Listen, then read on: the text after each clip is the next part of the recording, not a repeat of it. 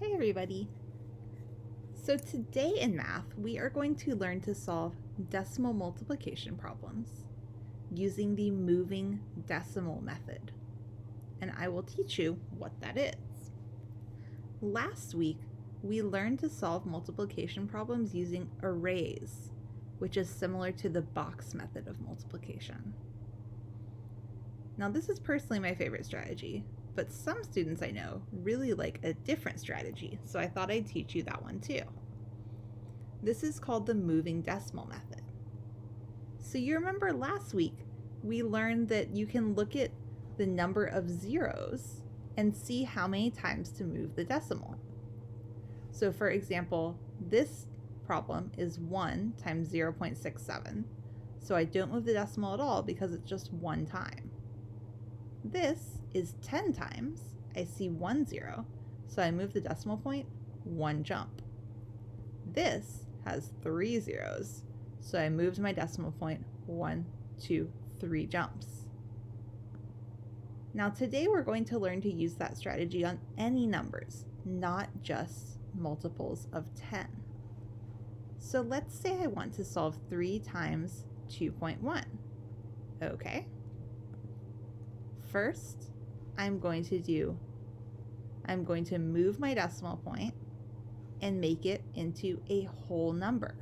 So now I have to solve 3 times 21, and I can use any strategy I want. And I find out my answer is 62. So now I have to move my decimal point back one step, because here I moved it forward one step. So I see that my answer is 6.2. Now, it's really important to estimate first to make sure that you're not getting some crazy answer because you accidentally jumped the decimal point too far.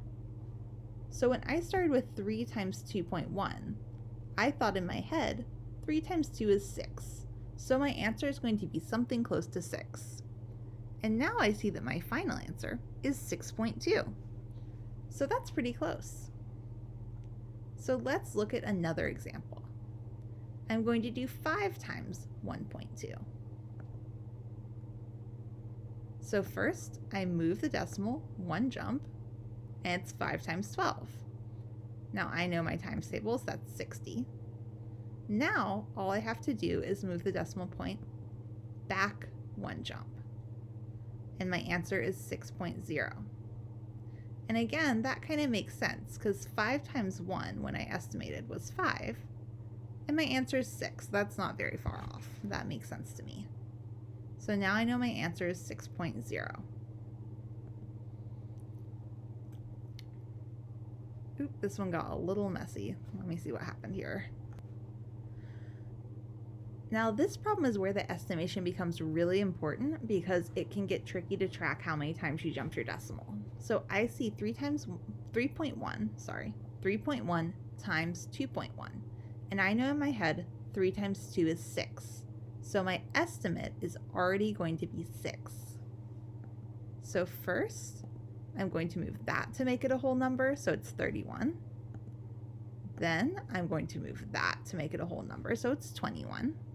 And I'll multiply 31 times 21 however I want, and I get an answer of 651. Now, I moved forward the decimal point 2 times. Now I have to move it back 2 times. So my decimal point ends up being right here. Whoopsies, too far. So my new answer is 6.51. And that tracks with my estimate of 6 because I moved it back 2 jumps. So let's review those steps. First, we estimate. Then we move the decimal points in the question to make a whole number. We solve it. We move the decimal points in the answer the same number of jumps back to make it a decimal, and we check our estimate.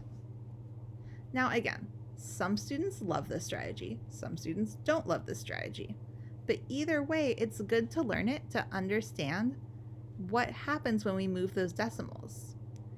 You can think of it, if you want, it's kind of like multiplying by 10.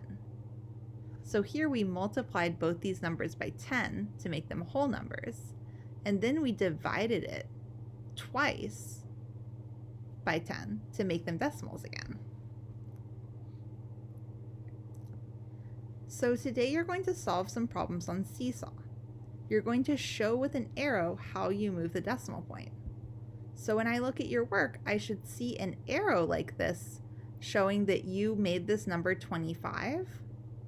You multiply by 3 to get 75, and then you move the decimal point back again. So make sure that you show with your arrows how you move those decimal points. Okay, let's get started.